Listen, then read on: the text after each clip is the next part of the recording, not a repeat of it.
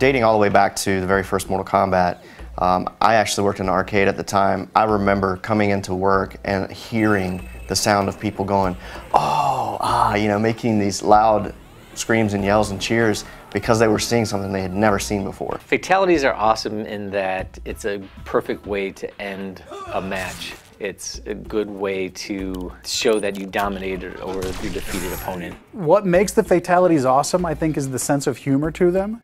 And I know it took me a while to get my arms around the mentality of them myself. And it's, you know, they're very graphic and very disturbing and disgusting, but there's an underlying humor to them that, you know, certainly is what defines my favorite ones. I think a lot of the casual players, you know, specifically pick up Mortal Kombat, are always looking up, you know, what are the fatalities, how gruesome they are, you know, even finding out, like unlocking them through the game and stuff like that. Initially, we, you know, we try and come up with a brainstorming session, kind of get some ideas, or like think about stuff, and then we kind of all get together, kind of bounce ideas off each other a little bit, and kind of formulate one really great idea out of all of us. And from there, we do a couple practices, try to figure out the timing, things like that. We go in the studio, we shoot the actual motion. From there, we take the data, process it, get it into the computer, exaggerate it well beyond whatever we shot so that we get like this really great performance with all the gruesome, brutal things that people come to expect from Mortal Kombat.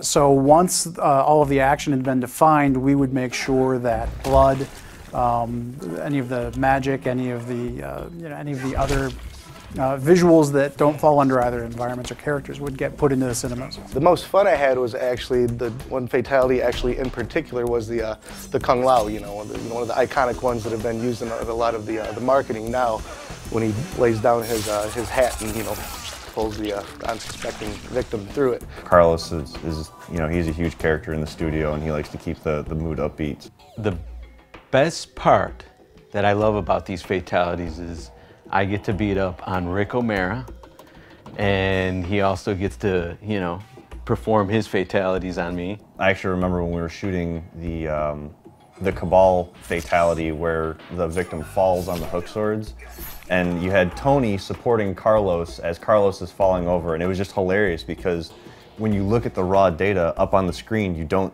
see Tony there, so he fell and it looked so perfect. It was hilarious. Maybe about like the third or fourth take, we start getting into more or less of the vision of the actual fatality, where you're getting into, you know, like, I really need to stab these knives into these guys' clavicle so that way the lightning will strike. You know, when you're doing it the first or second time, you're like, oh, I really don't want to hurt, you know, the other actor. When the other actor gives you the cue, he's like, hey man, just let go and really like hit my clavs. Having somebody able to draw off all that emotional content and trying to get the best performance.